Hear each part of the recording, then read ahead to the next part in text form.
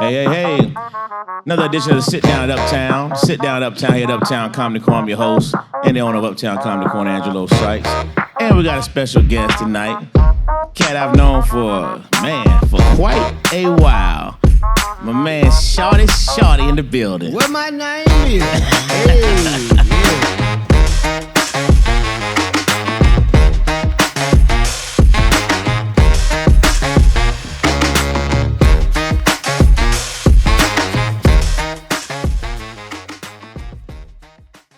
What up, Shawty? How you doing, brother? Man, just having a great time, man. Bunch of blessings going on. Yeah. Yes. No doubt, sir. man. So, yeah. Shawty, we up here at the new Uptown Comedy Corner, man, and you just rocked out a whole weekend, bruh. Laid it down, standing O's, the whole 9 yards, man. How'd it feel? Oh, man, it was beautiful, man. I love the stage. You know, I hadn't did stand-up comedy in Atlanta in like 2 years. And so this was my, showing what time it is, you know what I mean? And just coming back, greet my city. We're on the radio every morning, talking crazy. And so I say, I'm gonna come back and find a place to do it in the new Uptown Comedy in the Sky. Sitting over here. And, it was great, man. Oh my God, you talking about magical shows. If it was any doubt that if radio water comedians down or whatever, I dispelled that this weekend. So any of y'all comedians, they wonder what Shawty be doing. It was like 6 standing ovations in 2 shows yesterday. That was crazy. They was hopping up and down like they had hydraulics. Yes, sir. That's what's up, man. So, Shawty, man, I like to always do these interviews where, we do the congratulations, you know what I mean? Because you had a great set, great weekend, standing ovations, did your thing. But then I like to go backwards. All right? Go. So let's take a journey back, man, to a young Hughley. Wow. Let's take a journey back to that young fella, man. When he was, tell me about growing up, man, as a kid. How were you as a kid? You know what I mean? How was life back as a youngster? I grew up in the inner city of Atlanta, so, I always put on for my city. I was kind of like, I guess you'd say like the water boys. You know what I'm saying? We didn't have water. We had crack. And we sold it. Yes, and I was part of that era. Right. And so that's why I'm still alive with the comedy, because I got a dope boy vibe. So I made myself the sack. And I sell it. And I wake up to hustle every day. I wake up to hustle myself. And so, I grew up in the projects, Harris home. We moved to the suburbs, which, everything spread it. And it all just came to being Shawty. I grew up dancing, riding skateboards, and in the midst of it, all that just piled into the entertainer that I am today. Yeah. So you grew up in the inner city. Yeah. And you said, you had a different kind of hustle. How old were you when that hustle started? For real, I was telling my fiance today, I was like, babe, I started early. Like 6th grade. Really? Yeah. What happened was, I was always, one of the cool kids and stuff. And as soon as I found out about Atlanta culture and the dance groups and stuff, I was like 5th grade, and I saw while everybody was going to the talent shows, and I got a part of that life. Started hanging out. Then my mama done moved to Texas. Right when I was in the thick of it. So I was in Texas in 6th grade, and I was so bad. I'm from Atlanta. ATL, we was already bad. And them people in Arlington, Texas, they didn't know what it was. That's why everybody think Charleston White me out there. Yeah. Yes, because I went to school with Charles White. Like, hey, man, they be talking about you. They think I'm you. But yeah, and y'all went to school together? No, I went. Well, he stayed in Fort Worth. I stayed in Arlington. That's like College Park in Atlanta. Yeah. And then I was bad, and I got popular out there because I was bad as hell. Like when I didn't want to be in Texas, I didn't want to be in there. I was bad, and I got sent back from Texas by myself on the Greyhound with my skateboard. For real? Yeah. They came to my door. You sent yourself back? I got kicked out of school first, right? Okay. And so they done kicked me out of school in the 6th grade. Wow. So now I'm just riding my bike around all day, stealing bikes. I'm just switching bikes. I just pull up and get somebody else's bike and ride it to the school. And I was so naive. They mom be like, "That's my son's bike." I was making myself hot. And I remember, so I got expelled from school, and I went past the school and I did I pop a wheelie, and my front wheel went on the curb of the school. And before I can get home, they had already sent the police. They was like, "We locking him up." They wanted to lock me up. Yeah. Well, yes. Tarrant County, Fort Worth, Texas. Tarrant County, that's the juvenile. I was in Arlington, but Tarrant County, they wanted to lock me up. And I'm like, whoa.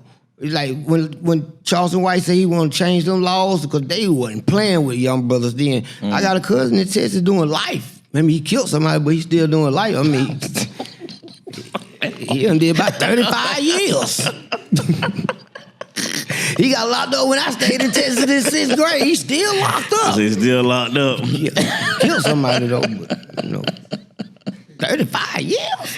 Right. But serious, so they came to the house looking for me. I hadn't got home. When I got home, my mama say, "They said that they is gonna lock you up." She said, "You got $100. You need to go to Atlanta." And she had somebody take me to Dallas to the Greyhound station. And I got on the Greyhound and came straight down 20 and got off at Techwood with my skateboard and went to holler at some Negroes I had went to Emmett Middle School with. And so I started hanging in Techwood. I went to my grandmama's house in Harris home. Yeah, and I was just so funny because I was telling my fiance today, I was like, I remember the first time I started selling dope. And I came back to Atlanta with my skateboard. Everybody was selling dope. And I'm just looking. And I remember one day I walked over there. I say, "Hey, man, y'all give me some?" And they was like, "Little dude, we ain't gonna give you nothing. I ain't nothing but this big." I'm like, "Y'all give me some." And they gave me the dope. They called me Skateboard Shawty. Wow. And I was riding skateboard all around and selling dope in front of the police and everything. And then by the time it come by 2:30 in the afternoon, I turn off and go down to Walters and buy me a fresh pair of shoes. And then I hook up with my partner, Westside Blue, and we'll go to the middle school that we were supposed to be going to school to, fresh with a bankroll, and get on the school bus and ride the school bus to King Ridge to another trap and put in some more work. So it was really? Yeah. You said the school you supposed to be going to. The school supposed to be going to. I was putting in work, boy. I had that bomb. I was on the corner. How many you want? How many you want? Wow. Yeah. Wow. Early. 6th grade. Yeah. Yeah, that's what you see the water boys. Yeah. We had crack. They got water. But, I'm scared of them. The water boys? Yes. Yeah, me too. I keep rolling. I ain't gonna lie. They be like, "Shawty, give me some of that radio money." I be like, "Man, I gave it to the church." Get off my windshield. Crazy story about the water boy I heard the other day. This young lady gave the boy her cash app, and that joker put $1,000 in and gave it back for it and took off. Gone. So that money already gone. Gone. Yes, You get somebody your phone. Hey man, no way, no way. That's crazy. So Shawty, so now you trapping hard at a young age, yes. right? So did you finally make it to the middle school at some point? You know what I mean? Yeah. The high school. Well, how did we transition? How did that happen? Yeah, how did that happen? So my mom and them end up coming back. Yes. Okay. So my mom and them end up coming back to Atlanta, and we moved to Lithonia. Then I went to 7th grade at Farrington and Lithonia, and then we moved from there, moved back to the West Side, and I just, by the time I hit high school, I just started going to all the schools. Every time I get a new car outfit, I just switch schools, go to all the schools. Were any of these visits actually in class? I went to class. Okay.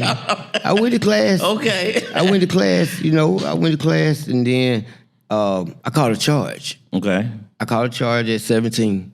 And so I was ordered to finish school. And then I said, "You got to go to boot camp when you finish school."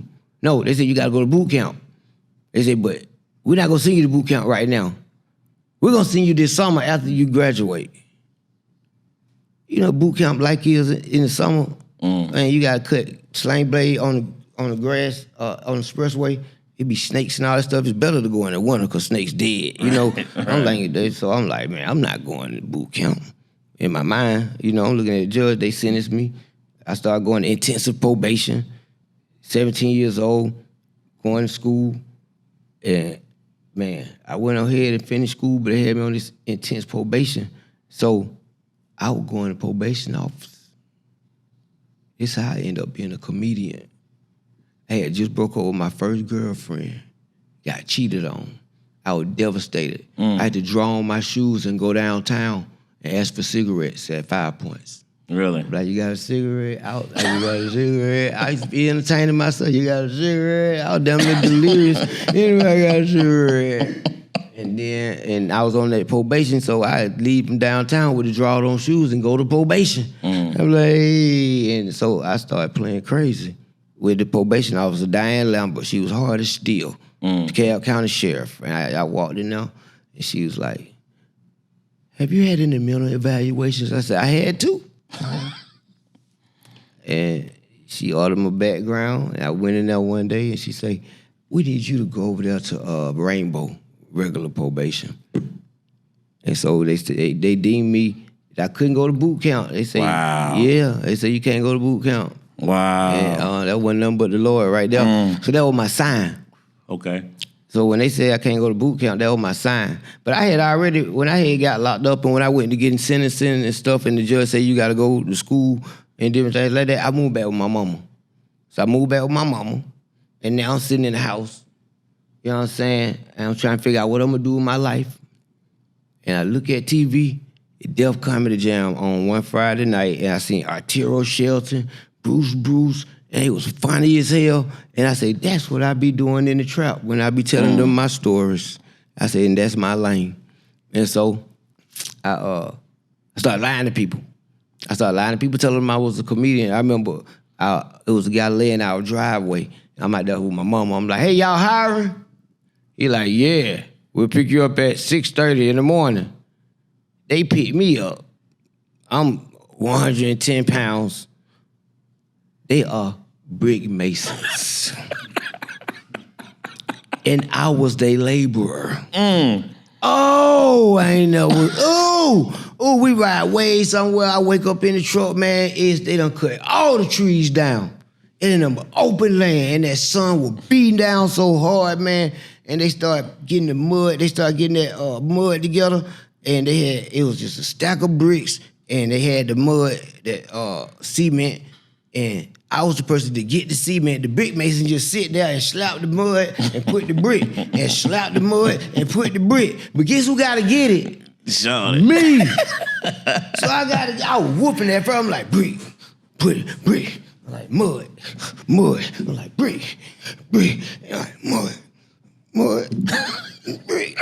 And they're like, more mud. And I'm like, mud. I'm like, brick. I'm like, mud. And that thing, I had that wheelbarrow and mud tipped over. Boom. I said, man, I was trying, man. Oh, Jesus, I was trying. I did it the first day, and then they came the second day, and I went. But man, around by 11 o'clock, I just fell out. I just had to go up under one. I had to go up under a patio up under a house that they had already built that was vacant. I went and slept up under there till they got off. I got my check. It was $300 and some. I'm like, damn, I should have been able to keep this job. About $100 a day. Right. Yeah. And so I had this story though. Okay. So I would never been on stage, but I knew that stuff right there was funny. So I would tell people about the brick and mud joke. And because I was lying saying I was a comedian, I started saying I was a comedian. I'm like, I'm a comedian. They're like, tell me a joke. I'm like, I had this job right. More bricks, more mud. And so I was pressing that on people. And I grew up in the church. I used to be, actually CeeLo with my cousin in church. And we used to be the human beatbox. And so I had one of my first jokes was the ghetto Bernie. I'd be like, I ain't got no regular cable. I got GCC, ghetto cable connection. They ain't got no regular Bernie. Tell me, I love you. No, we ain't got that. Bernie Bill, there was some turntables. To my, I love you. You love me. And I just scratch the song. And, you know, they like that. Yeah. That was jumping. And I remember the first time I went on stage. Okay. I didn't get booed, but I think I scared the crowd. Scared the crowd? Yes, definitely. Okay. Because I had, I told you, my first girlfriend cheated on me. Right. So when I found out she cheated on me, it was bad. Okay. And so I told them the story of how I found the receipt in her purse. And she had went to Virginia, and I just told the whole story. And by the time I finished that story, folks were looking at me like. So they didn't laugh, they didn't cry. They tried to figure out where you going with this story. I think they were scared. I'm like, jail, bitch. I remember I first walked out there.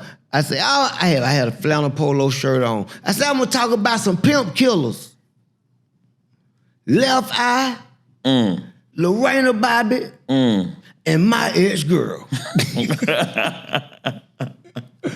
And then so everybody, it was at the Zima's Light comedy competition. I heard it on the radio. They was like, "Are you funny? Come down to Uptown Comedy Corner and be in the Zimmer's Comedy Light Challenge." Zimmer's Light Comedy Challenge. I'm like, I told my partner, I said, I'm going on stage. Fleet like, Shawty, they gonna hit you with some bananas and oranges and stuff. I'm like, boom, going on stage. So I was 18. Okay. I got Fleet brother ID, and I went up and gave him the paper ID, and I went up as Marvin Smith. Ryan Cameron was hosting. He was like, give it up for Marvin Smith. Wow. Yeah. That was my first time. Is that right? Yeah. And I told my mama them I went on stage, and they were looking at me, but her old man was working at Harlem Nights. He like, Bruce done be doing comedy up there at Harlem Nights. I'm like, ask him, can I go on stage? And then I had talked to him about it, but then I was at the car wash on Campbellton. I'll get my car wash. I saw some girls like, what y'all doing? They're like, we going over there to the comedy.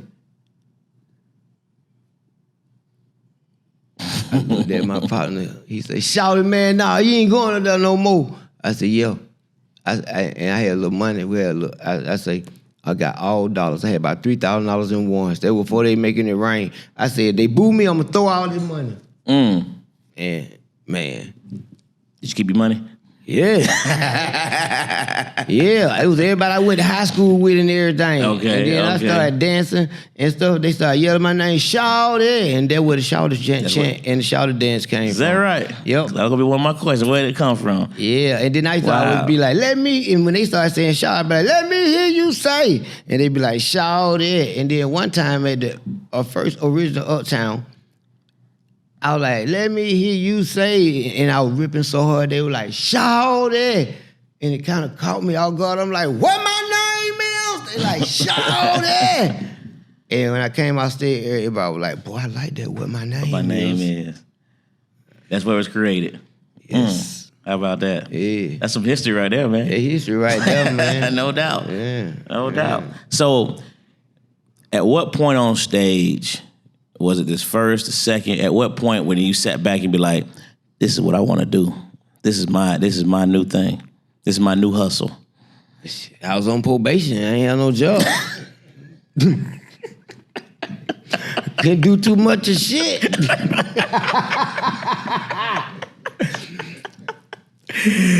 So I started working out with Bruce them at Harlem Nights. So once I went on that first Tuesday, I stayed on Tuesday every single Tuesday for the next 2 years. And I remember after I started doing it for a minute, Nard hosting, Black Boy, Dirty Red, Small Fry, Matt Boosie, all of them was like Bruce Click, and Nard came to my house. It was the first comedian came to my house, and I showed him the bullet hole where I had done shot through the wall with break up and stuff. Oh.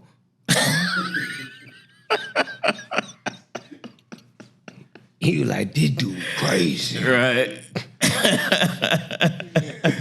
But then he said, if you want to be a comedian, he said, first you got to stay on stage. He said, get you a set. And he explained, he broke everything down to me. He was like, man, you start telling the jokes, remember your jokes, come back, keep trying your jokes. He said, as you build your jokes, people will start seeing you. And if they want you, they'll come get you. And shoot, man, I got up under Bruce. Bruce would be like, give it up for Shawty. I used to come up, I was real wild and crazy. I was 18, I wasn't even supposed to be in the club. Right. And I was straight out that block, and I was straight ATL, and they just soaked me up, man. I never had a problem with being funny. I just had to figure out how to construct my show. Gotcha. Yeah. Gotcha. So you decided at this point, I'm running with it. So now you started doing comedy on a regular basis at this point? Yes. All right. Yeah. So definitely. What was your first major accomplishment as a comedian? What stage was it on? What TV? Because you've done a lot of stuff. You did it early. I mean, you took off kind of quick. So what's your first major? Well, first major accomplishment, I think my first major accomplishment is when I won Def Comedy Jam, Bud Light Def Comedy Jam competition. So before I got on TV, I used to enter all the I used to win all the comedy competitions, all of them, like all the competitions they had, I would win. And when I won the Def Comedy Jam Bud Light, and I opened up for the whole Bud Light Def Comedy Jam tour at the Civic Center. Mm-hmm. That was my first accomplishment as far as being really big. Then I went in the Zimmer's, another comedy competition by a beer company. I won the Southeast, and then I won the regional. So me and Wanda Smith and Tyler Craig beat out all the comedians in Atlanta. Then we went on to compete at the Roxy Theater. D.L. Hughley was hosting. And me and Wanda Smith beat out all the comedians in the Southeast region. And then we went to Chicago to the Regal Theater to compete. And the comedians that was on the show was myself, Wanda Smith, Corey Holcomb, Cat in the Hat, who is now Cat Williams. Yeah. Craig Davis, who plays third, Corey Holcomb plays second, and Mike Epps plays first. Wow. Yeah. Wow. And Wanda Smith cried after the thing. I love Wanda to do it. She cried. I'm like, ah. And Mike won. He won $10,000 that night. He was like, dang. And I was like, damn, you won. I'm like, you ain't coming back to the hotel. Everybody was sad. He was like, no, man. He gave me his room key. And he said, man, here go my room key. Go in my room, look in this bag, and get the weed out of there. You can get that weed. And, man, just leave my key in my room. Really? Yeah. Wow. Yeah. There's some heavy hitters on that show, on that competition. Yes. And D.L. Hughley and Michael Collier hosted. Wow. And that was my first time seeing Michael Collier, and it was like magical watching them work the stage. I was just proud to be there for the opportunity. But they put a heckle on me because I was from Atlanta. I didn't know they were real pimps in Chicago. I got on some of that fake pimp stuff. You know, I come out there looking like an old fake pimp, man. Probably had some old plastic shoes on. Right. And then it was somebody from the back and like, you ain't no pimp! You ain't no pimp! I said, man, Bob, done put a heckle on me. Right. You know what I was gonna rip. Right. That's what's up. So that was your first major platform. Yes. So now you go from there and start getting different opportunities. Then I get on ComicView. Okay. And they wouldn't let nobody on ComicView at first. And then Cheryl Underwood them went on a strike because they wasn't paying comedians number $250. But you couldn't tell me as no young comic I wasn't finna cross that strike line. And so I was trying to get on, but this guy named Al Tillman had done called for making, and he was getting all the comedians on. So he got Dirty South on. And once he got Dirty South on, when she got their number, she called me. She like, man, forget them, man. He go to the phone number, man. I already told him about my brother. I called. I said, hey, y'all, it's Shawty Dirty South brother. Yeah, you Dirty South brother? You sure do got a date. They gave me a date. First week, Lester Berry was hosting. Me, Tyler, Dirty South, everybody. We flew to L.A. Wow. and crossed the picket line and filmed at $250. Yes. And that was the last ComicView that they did in L.A. At that famous theater. When we went, and it was so much protest in L.A. that the next week, they moved the whole production to Atlanta. Is that right? Yeah. And so we had spent all our money, went to L.A. and got a $250 check, came down here, and it was like a floodgates open, all the Atlanta comedians. So I'm like, man, I get on ComicView. It take me 5 years to get on ComicView. I got a Negro, been doing comedy 30 minutes, ain't got 2 seconds on the stage. He go up here and do his best joke, and now they think he a superstar. How about that? Yeah, so I was dealing with that. So I'm like, man, they don't open the floodgates. I know I'm better than this. So I'm from the rap community. I grew up with Lil Jon, CeeLo, all of them. All of them are breaking out right now. So I'm like, man, I started hanging with rappers, and I told Lil Jon, I said, put me in one of your videos. And the first video I was in was Put Your Hood Up with Lil Jon. And he put me in that, and I got to the video set, and I saw how it go. I started looking around. I started figuring out how things go. So I just found out where the video was at, and I would show up at like 5 in the morning when the crew said no. I'd be like, y'all don't need no comedian for nothing, do y'all? And I just started getting with all the directors. I was like, forget them artists. I started meeting the directors, and I ain't even meet the casting agent. I started getting in with the production crews, and I got with this one group, Digital Soul, and they was in charge, large and in charge. And they started putting me in all the videos. But how the video thing really started, I was in Put Your Hood Up. I maybe got on some little videos. I went and did the Apollo. Me and Marcus Combs, rest in peace. Marcus Combs, and we had a tie. And they had to bring both of us back. And he went on to advance in the contest, but they was trying to take it from a little southern dope boy spirited country talking boy, and we shook him. And so turned out of heads with that. I got back at 9/11. Everything stopped. So when Coco Brother asked me, I want to come on the radio with him. So I started going up to the radio station with Coco Brother. He was fresh in Atlanta. Next thing you know, the artists started running through. So Juvenile them used to come through. Juvenile come through, I'd leave. I wouldn't come back till Monday. I'd stay on his bus all weekend. I don't care where they had to go. I'd stay on their bus smoking out. He had 2 tour buses. Sure did. Snoop Dogg came in there. I smoked weed right up under the counter. So did. And so that's when I started meeting all the artists. I started making friends. I said, I'm gonna be in here. I'm gonna make connections. Yeah. And one day, Pharrell came through there with the Clips when he was first starring Star Trek. And they came in and we was interviewing the Clips. They was on a Winnebago. And we was interviewing the Clips, and they was rapping. They was rapping their ass off. And Mobb Deep was also there. And everybody was just freestyling. We was having this great freestyle session. Then Pharrell came in, and we started interviewing him. And I was like, for real? I was like, you got Star Trek? I was like, you signing folks? He like, yeah. I'm like, you signing folks from Virginia? He like, yeah. I'm like, why don't you sign Magoo? And you know, Magoo, everybody thought he was like trash or whatever. But and they just started laughing so hard. I was like, I jumped in and out like Kimo Sabi. It was so hilarious. For real, say, dude, you funny. He said, next thing I get, I'm gonna put you in. You know how many people tell you that? Right. And the next day, about 2 days later, I got a call from this big director, Diane Martell. She's like, Pharrell loves you. He wants you in this video. He want to fly you to Virginia. He's gonna pay you, and he wants you to do this part in the video. And I'm like, hell yeah. Wow. They flew me to Virginia. And you're talking about beachfront hotel. Yeah. If I take my feet and lay them out the bed, it'll be in the water. I'm talking about it was on the ground beach. I'm like, it was really nice, bugaboo.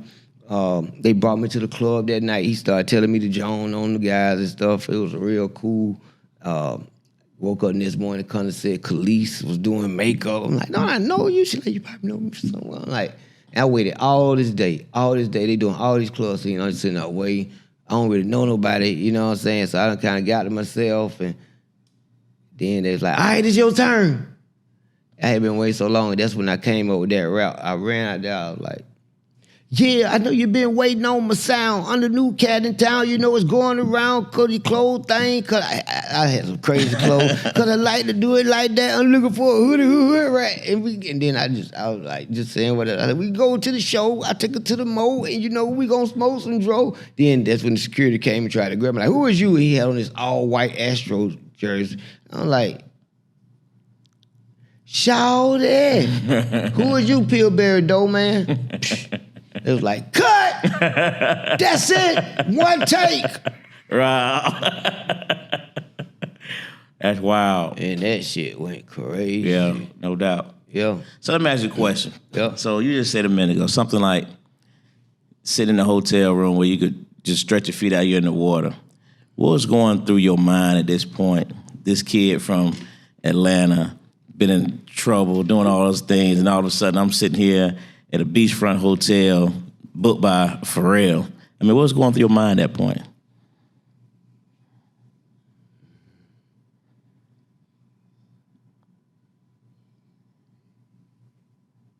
Man, you know, for real, I don't know how I took it. I was just like, I was just happy to be out the trap. Yeah. Hey, yeah, because I remember standing there for real, like, go ahead and join them. And I'm just like, and this shit was kind of like surreal, like, ooh.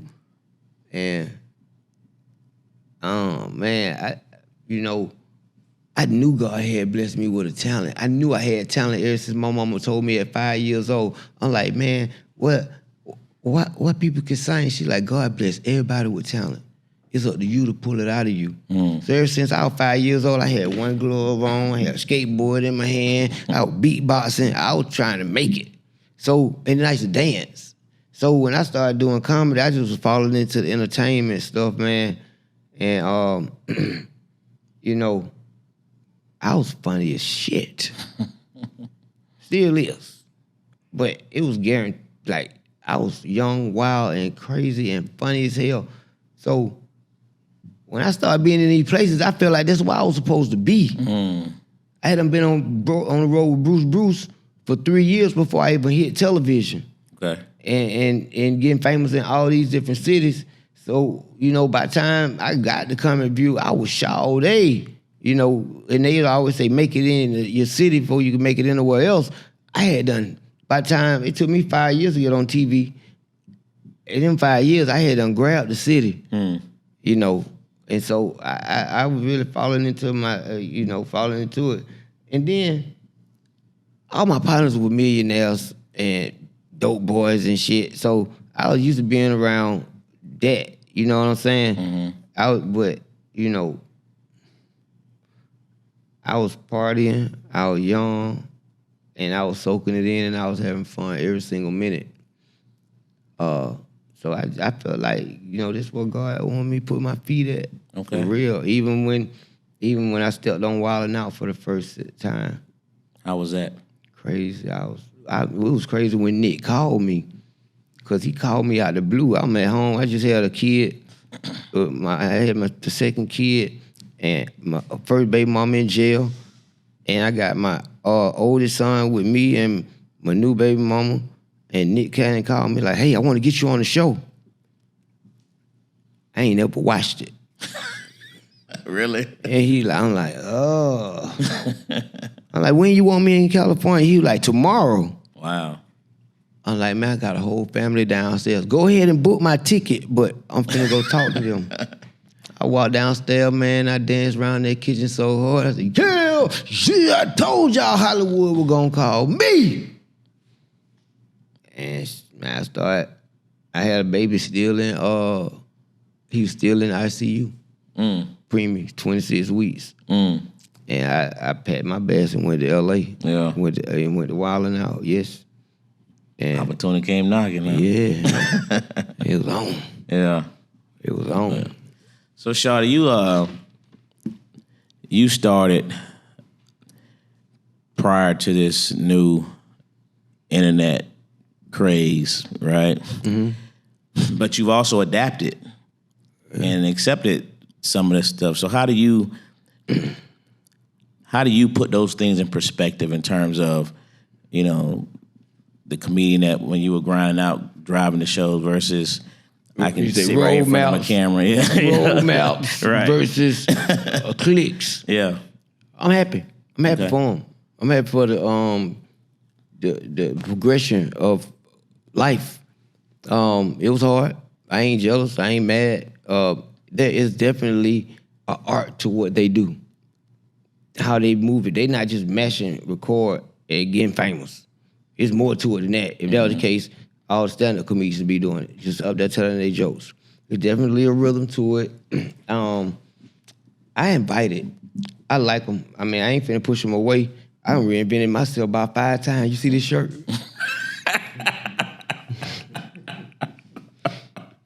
But I embrace them. Right. I mentor Charleston White, help him out on stage. You know what I mean? Help him write his jokes, get his thoughts together. Any comedian that has a big following on the internet and can't do a stand-up show, I always reach out to them and say, hey, man, let me teach you how to do these jokes because you got a lot of money on the table and I don't want you to leave none of it. So let me teach you how to put your show together so you can go and impress your crowd so you can get your money because you do sell tickets. And they respect it. Emmanuel Hudson, I had him hosting and I headline. And, you know, just, DC Young Fly, I offered my service, but he came out real good on stage. Yeah. So, you know, the transition from internet to the stage is it's not easy, but shoot, man, it's a lot of money at stake. And when you got some money, you'll come up with 45 minutes, boy. You'll keep them laughing. Yeah. I mean, and if you can't, then you'll fall by the wayside. But they seem to be doing pretty good. Just make sure y'all keep y'all some real, like, go grab you a real OG or grab you a real experienced comedian to have out there with y'all clan so they can really protect the art of comedy and protect what we have built for y'all. You know what I'm saying? Like, it ain't just getting no mic talking about suck, dick, eat pussy. That ain't it. So please respect the craft. Holla at your OG, and we're gonna continue to get money. Respect the crowd. Respect the crowd. That's all I have, man. Absolutely. They comedy so watered down. Like, for real. Like, just respect the crowd, man. Everything ain't about sex. Everything ain't about ripping. You know what I'm saying? Get you a message, drive it, what you believe in, tell your stories, have fun. Don't go out there and disrespect women and, you know what I'm saying, bring all that rigmarole. I'm the first comedian to tell y'all, comedy is not the rap game. This is not the street game. Don't bring it. I came with it. Y'all know my history. That ain't the move. Don't scare these folks gotta make movies. It's real calm. It ain't no whole bunch of fanfare. And you the only killer in the building, they gonna start not inviting you. Hey, that's a good way of looking at it. Hey, man, you the only killer in the building. They can do without you. Don't care they how can do without you. They'll have a little nigga come in and imitate you like they did me. I gotta go work, man. Yeah, I know that's right. So real quick, Shawty, tell me real about your Uptown Comedy Corner experiences over the years. Man, it's been great having a home club to learn in. Uptown has been my boxing gym for 20 years, especially early on in my career. I remember going to open mic night when Earthquake was hosting, and we standing in the back. You done signed a list of 20 comedians, and everybody know they ain't getting on the list. And Earthquake like, look at y'all back there, comedy hostages. Who name I'm a big none of y'all.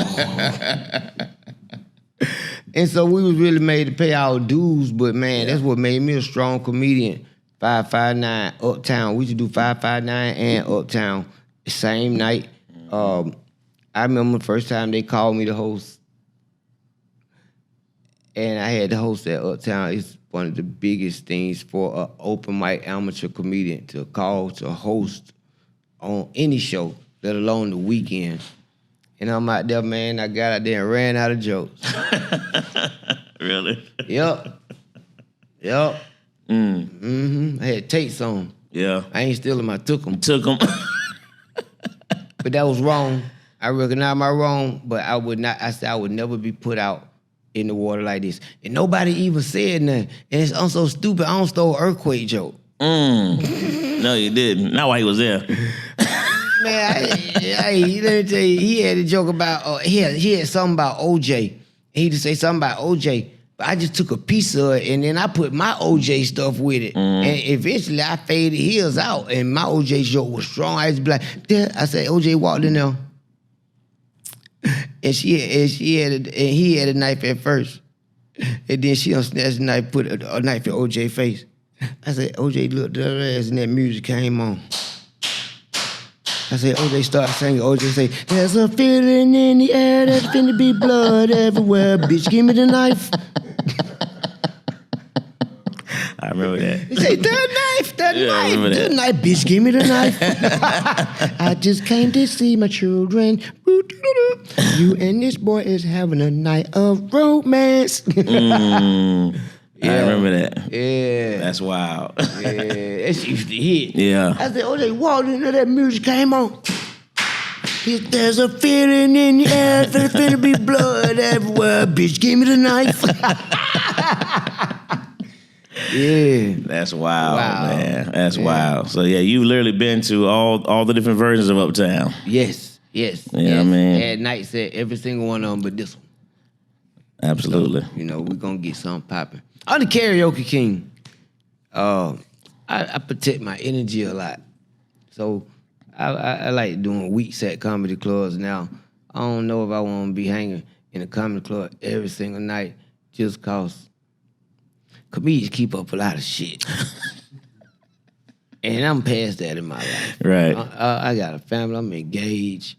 I ain't trying to battle. I ain't trying to debate. I'm very religious. These comedians, they don't believe in God and they want to debate religion. I'm not doing it. But it ain't this crazy. I don't know. I'm old. Older young nigga, you know. Look at this shirt. He said, look at this shirt. Yeah. I come in and get the money. Oh, boy. I come in and get the money. So, Shawty, we've had a lot of unfortunate passes in this comedy world.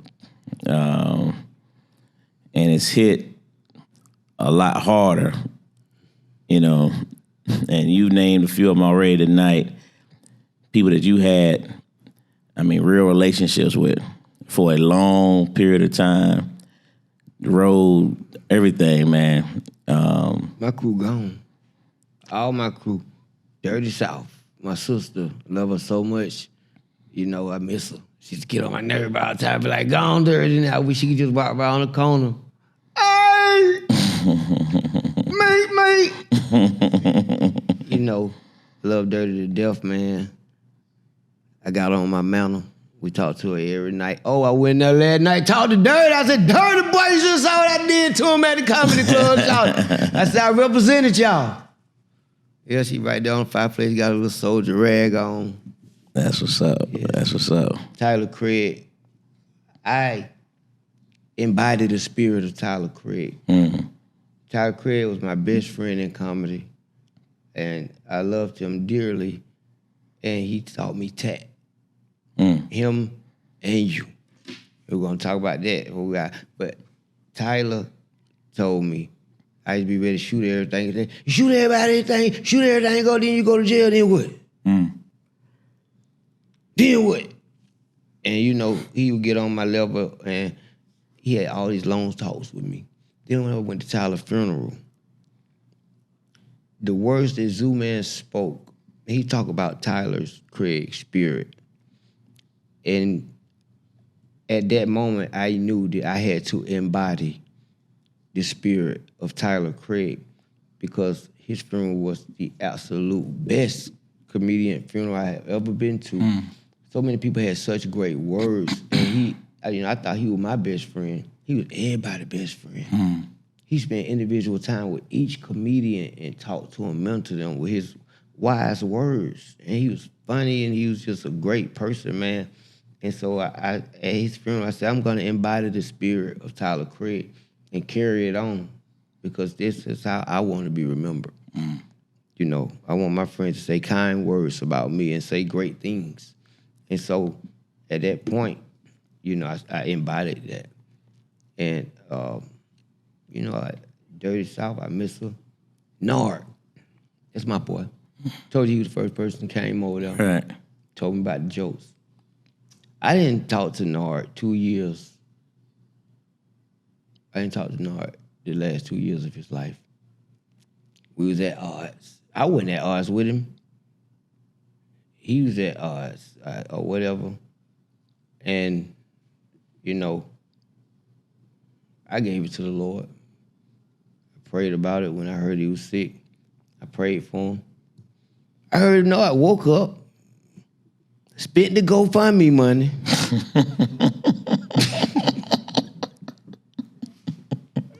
Cussed everybody out there and died. Back. Pretty close to accurate. In Nard style. Nard style. I'm gonna get the last word.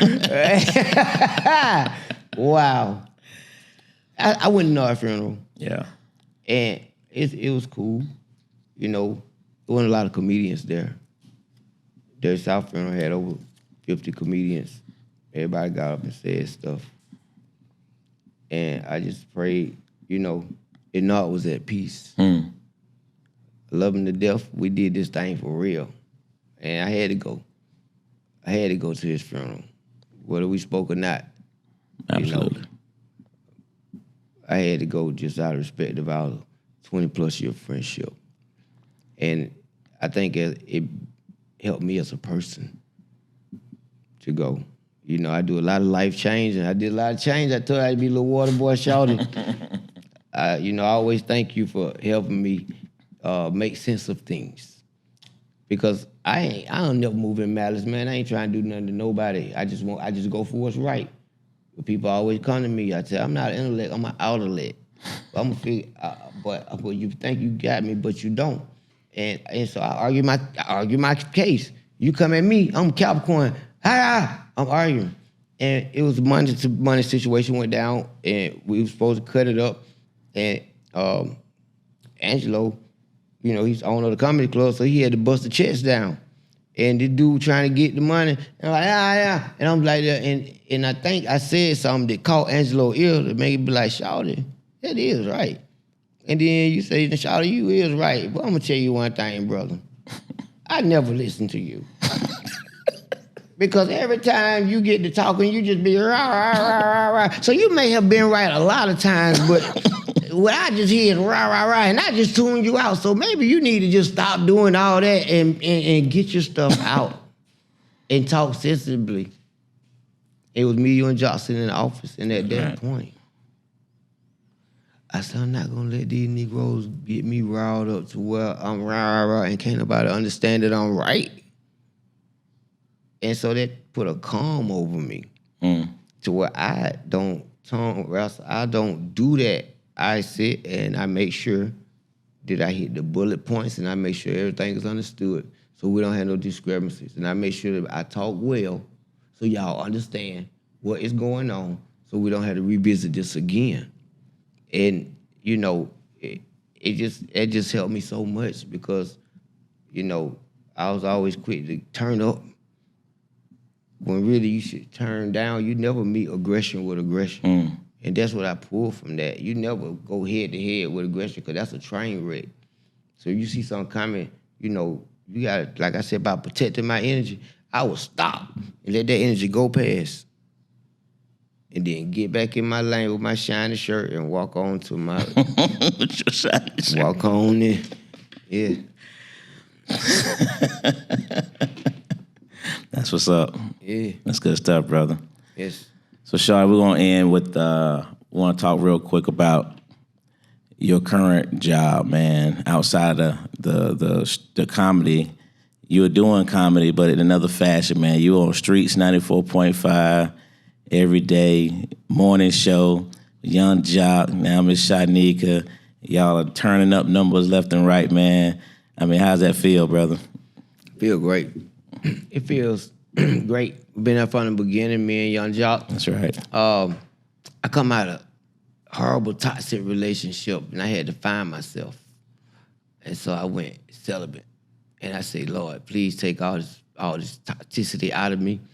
I said, I just want to be about the bag. I want to wake up, I want to find the bag, I want to go find the bag, I want to wake up and be all about the bag. I don't want to mix no women, no nothing. I just want to be about money and restructure myself after I haven't been in this horrible relationship that I could have been put into the plus of my career. So I was like, I ain't how I'm going to get started. So I started filming comedy skits. I would wake up every morning and go find young Jock wherever he was at and film a comedy skit. I had all these ideas I was ready to just get. I'd find Jock, and he's really hard to catch up with. He'd be like, I'm at the beauty parlor, and I'd go run up. This was before the hairdo. But he got the hairdo doing that. And so, you know, it just got, you know, I just had to, you know, I smoked so much I forgot the question. I was just talking about your experience on the radio. Oh, Jesus. No, so me and Jock started doing the comedy skits, and I was just trying to get refocused and get my feet back in the ground. Mm-hmm. And next thing you know, Jock had a night at the strip club. So we went to the strip club, and he was like, I'm finna get some advertisement. He like, come to the radio station with me so we could do the commercial. And I went in there with him. We did the commercial, and we was leaving, and Jock stuck his head in the owner's office. He's like, man, when you gonna give me a job? He was like, you can start Monday. Wow. And I was like, this ain't no conversation for me. You know, it didn't sound, because they had the Breakfast Club on. Right. I left Jock car, like, man, them folks offered me a job. They want me to come in Monday. I was like, they got a Breakfast Club. What you gonna do, traffic or something? What you gonna do some local stuff right when he like, man, them folks ain't gonna be there no more. I'm like, what? I ain't believe him. I said, I listened though. So 6 o'clock Monday, I turned on, and Jock was up there with Mo Quick, and they was trying. It was hard, but I had did radio with Coco Brother. Right. And so I was like, say this, do like this. And I'm telling him, so I'm on the phone with Jock for 2 weeks every morning. Wow. Trying to coach him. And the producer, Keeney, he said, man, tell Shawty to come on up here. And they say the day that I walked in that studio and we went on the air, that Jock was a different person. And they just kept inviting me back. I came back for about 3 weeks. I came for the whole December. And right before Christmas, he came and said, man, we're going to hire you. Wow. They, gave me a W-2, and the rest is history. The rest is history. Yeah. Yeah, that's good stuff, man. Now y'all syndicated. Now we syndicated 15 cities, Louisville. Man, we got so many cities, Louisville, Chicago, Charlotte, Savannah, Huntsville, Fayetteville, North Carolina, Raleigh, Durham, Huntington, West Virginia. We talking to them. That's crazy, ain't it? Yeah. This kid from the city. It's God. That's a beautiful thing, man. Yeah. Hey, man, I just want to say congratulations to your brother, man. You know, I've seen you, watch you throughout this journey. You know what I mean? I remember you from the original, and to now, man, you've been doing your thing, man. The growth, you become a household name, man. And you know, from Uptown, man, we just proud of you, brother. Man. And continue ask you want nothing but continued success to you, man. Man, I really appreciate it. And you know, I've never said this, probably to my mom. But I can truly say that I want to thank Uptown for giving me a home, because I probably couldn't have did it without you. Yes. That's I what's always up. had a home. I done slept in Uptown. I done had the keys and opened the club back up and had a strip party. I done been using magic shaving cream, and I ain't been home for 2 days because we up hustling at the club and go in the bathroom right before they get ready to open the doors and put the magic shaving cream and try to shave my beard off, and it made the whole club smell like eggs. You name it. We done it at Uptown, man. Uptown Comedy, premier comedy spot in Atlanta. If you ever come, man, come check them out. That's what's up, man. So last one, Shawty. Hey. Top 5.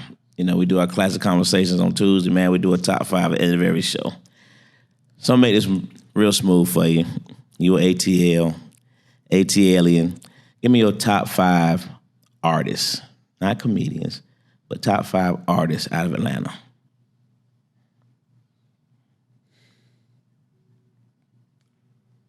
Dre.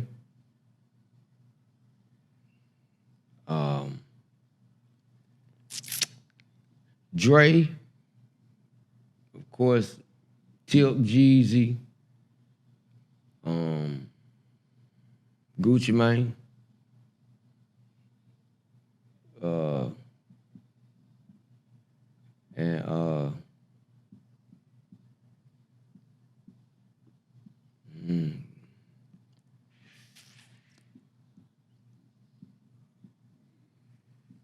Probably Kilo Ali. Wow. Kilo Ali. Yeah. Old school. Yeah. That's what's up. Yeah. Hey, Shawty, I want to thank you again, man, for taking I the thought time. you were going to ask me who the best comedian. No, I wasn't going to do that. Oh. I don't want to put that controversy out there. You know who he is. You know who he is. Who is it, Shawty? Best comedian alive. So Richard Pryor done died. Funny how you aching and grabbing your side. Every scene in the movie you saw brought tears to your eyes. Standing ovation from every crowd. I ain't no joke. My brother, I sell him. For every joke you tell, I got 50-11. So when your crowd relaxing, looking at you getting pissed, King of Funny is next. You're bumming, they want this. Tell mine that I'm next at this.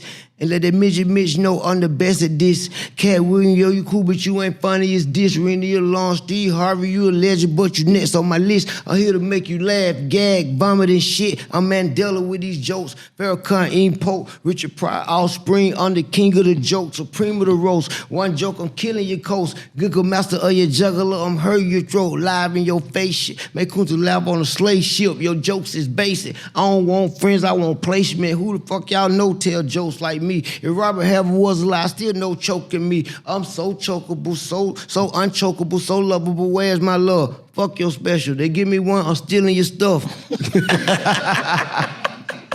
What my name is? Shawty. Shawty Shawty, man. Hey, man, look, I still keep your stats like that, baby. I don't play no games, man. This that real right here, man. For real, homie.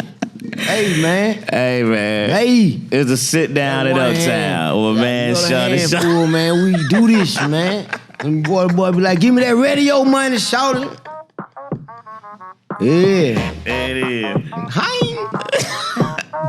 Hey, we appreciate y'all tuning in, man. Another day to sit down at Uptown. My man, Shawty Shawty. We out. Hey.